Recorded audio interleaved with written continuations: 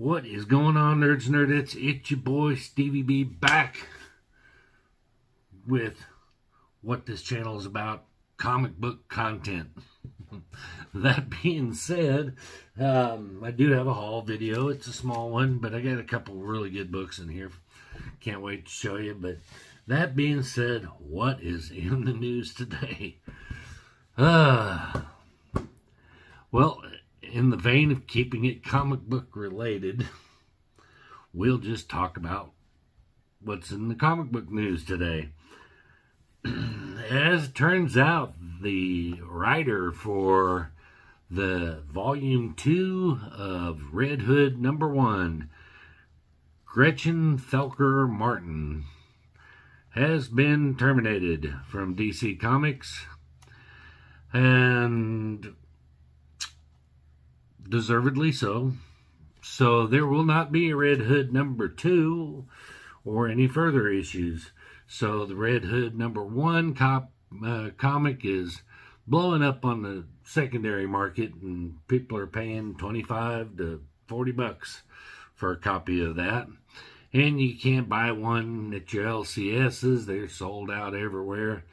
And your boy bought one from Midtown. It is in transit. And I have a moral dilemma about it. But in case you haven't heard, Gretchen Thelker Martin posted this on her Twitter feed, which led to her termination. I'm pretty sure she got terminated from DC, but she may have just been terminated from that book. I'm not sure exactly all the details. All I know is that there were consequences for her actions. And anybody that would post something like that, in case you couldn't read the bottom part of it because there's a graphic in the middle of it that kind of blocks part of the words. But first she posts thoughts and prayers, you Nazi bitch. Wow. And then underneath she doubled down and said, I hope the bullet's okay after touching Charlie Kirk.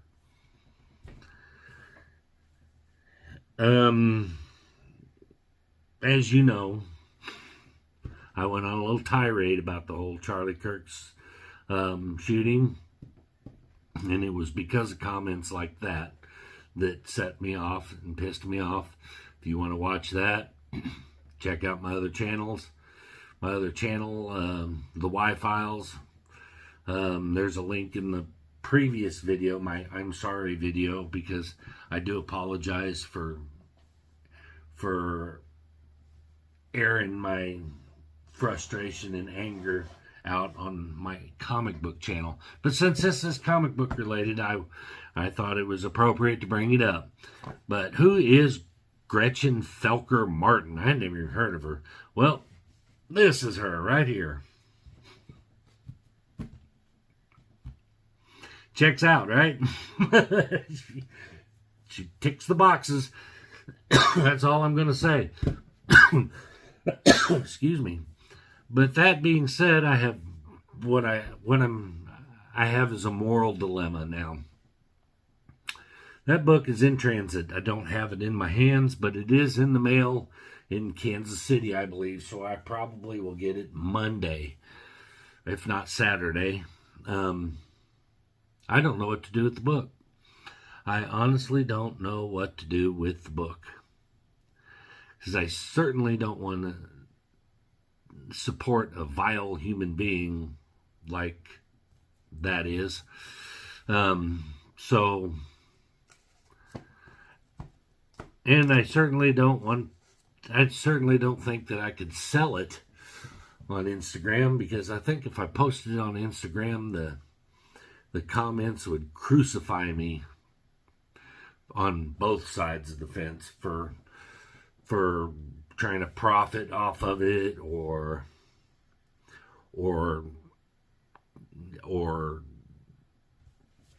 whatever, or people thinking that I support her or whatever, or people just thinking I can't believe you bought a copy of it from that vile human being, and that's not why. I didn't know she was a vile human being when I bought it. I purchased this last Wednesday, and it's just going in the mail. It's just hit the mail, so I don't know what to do with it. Do I just destroy it?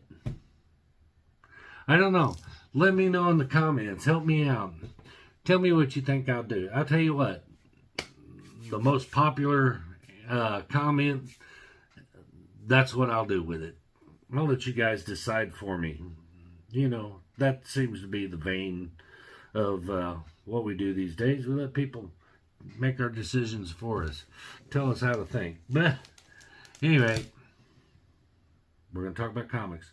But let me know in the comments if you were in the situation I am, and you have a comic book that is in transit to your house from somebody who would make a vile comment like that, what would you do with it?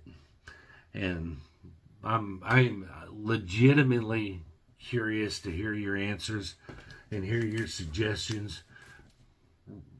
Reasonable suggestions, please. Don't be cute about it. Just say destroy it, keep it, sell it. There you go. There's the three options. What would you do? I'm not going to light fire to it and then piss on the ashes and do something extreme like that. I'll either trash it, keep it.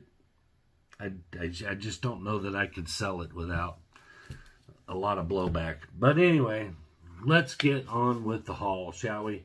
It's going to be a relatively small haul because I just got a few books, but 6 to be exact. But I've been on vacation all week and got a bit of a bonus check from work, so I went a little not crazy. So I've got a shit ton of books coming. So I'll probably have to break it up into a couple videos and not do them all at once. But I went a little nuts. But I got a lot of books, but I didn't spend a lot of money because I tried to keep it reasonable. But I probably bought a couple books that I'm gonna have buyer's remorse that I bought and go, oh, you just got probably got some duplicates. I know I didn't really look to check my database before I bought a couple to see if I already had them, but he was giving them away so cheap, $1 a piece, $2 a piece. I just was like, yeah, okay. Nobody else was bidding on them, and I was like, people are sleeping. But I got some pretty good keys. I can't wait to show you. One of them was on my bucket list that I was really wanting, and I finally got it for a reasonable price because the secondary market's got it. Anyway, on with the show. First up, we got Amazing Spider-Man number 11, that gorgeous Lee Bermejo cover. He is so reminiscent of Alex Ross, but even more intense, I think.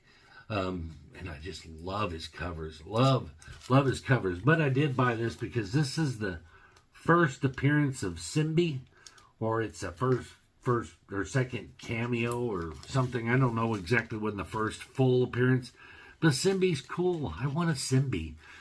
I really want a Simbi. Sorry, I got a little frog in my throat. But yeah, it's just cool. I wanted that, so I got it. But anyway, so ASM number 11. When I do buy ASM covers, I'm always going to get the Lee Bermejo, even above the foils, because I just love his artwork. He is very, very talented. And this one, maybe a little FOMO, but I'm trying to remember who did this cover. Is this not Art Germ, but let me see if I didn't get my information. This is kind of a spur of the moment thing.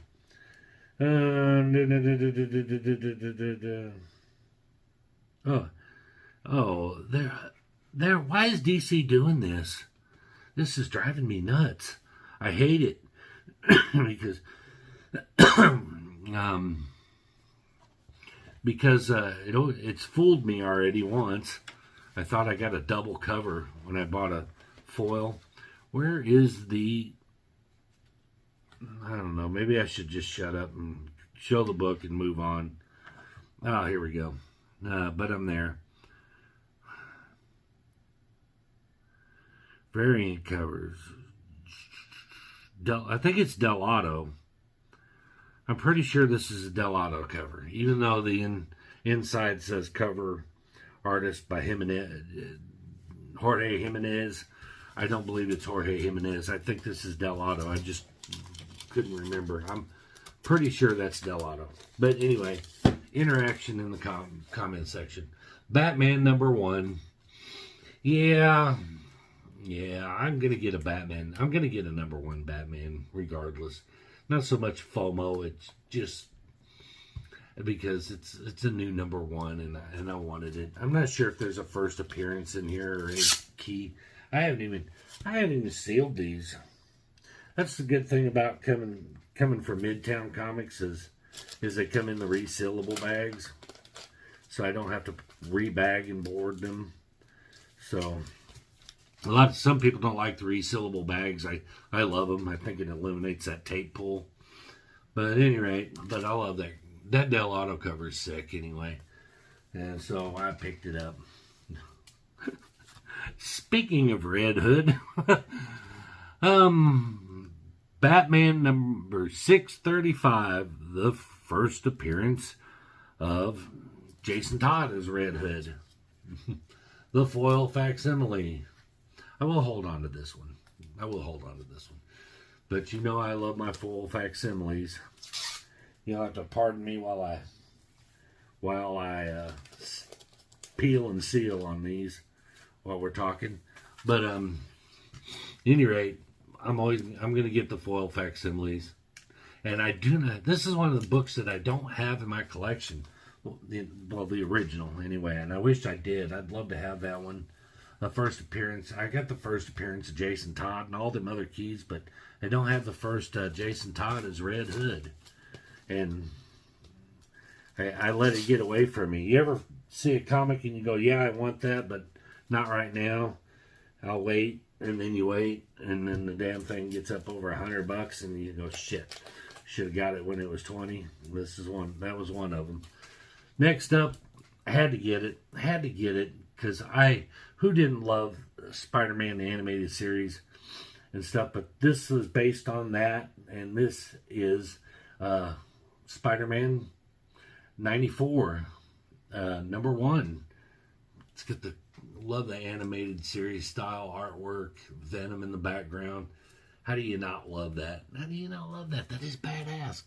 I don't even know who did the cover. Didn't even look because you know me, I never do. Israel Silva and Don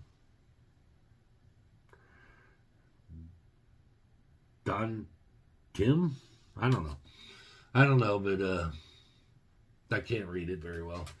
Here, you tell me whose signature is that.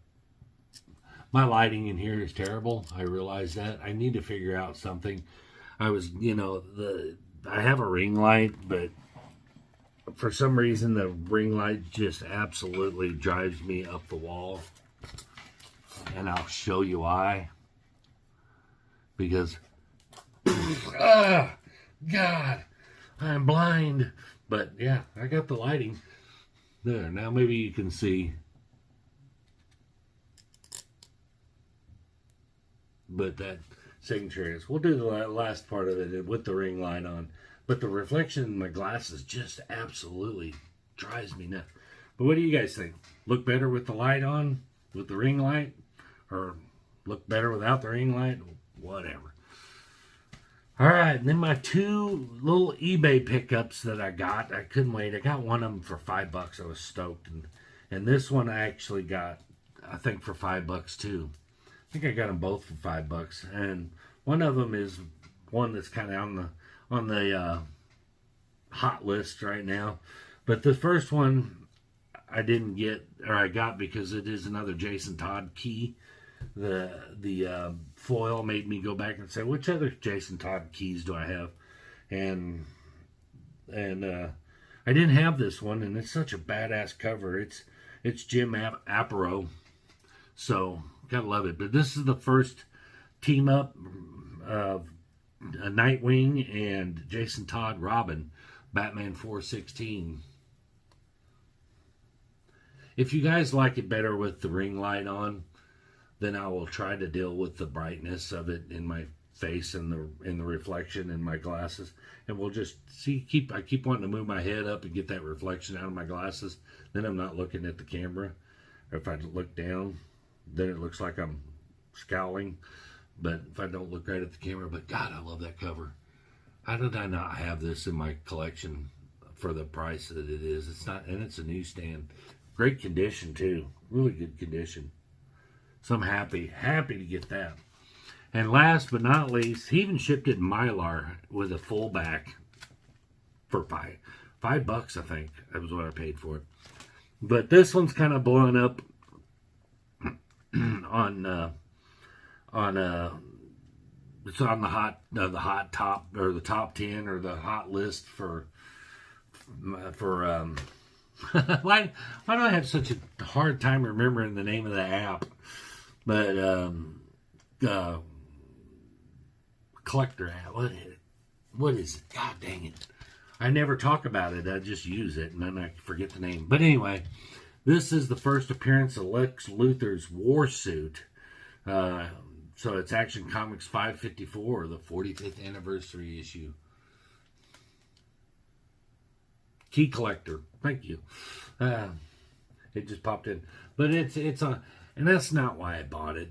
It's one that I think is a pretty good key book to have, because that war suit for Lex Luthor is a nice little minor key for the price point, and it's also a newsstand.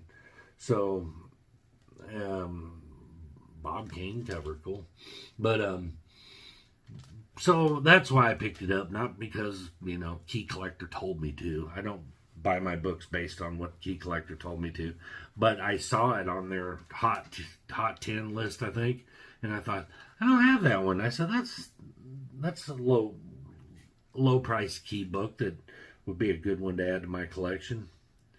Giordano, Kane and Giordano.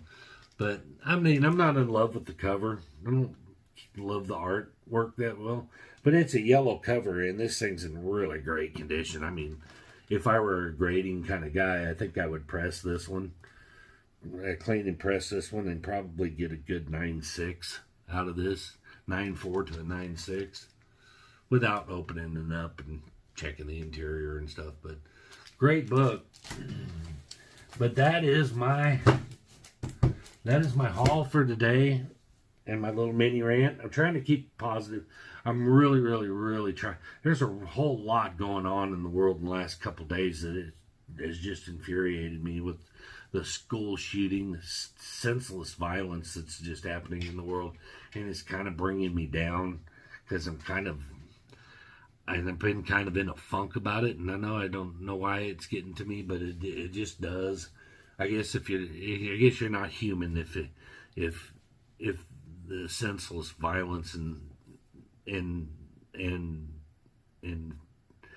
deaths of people who really just don't deserve to die.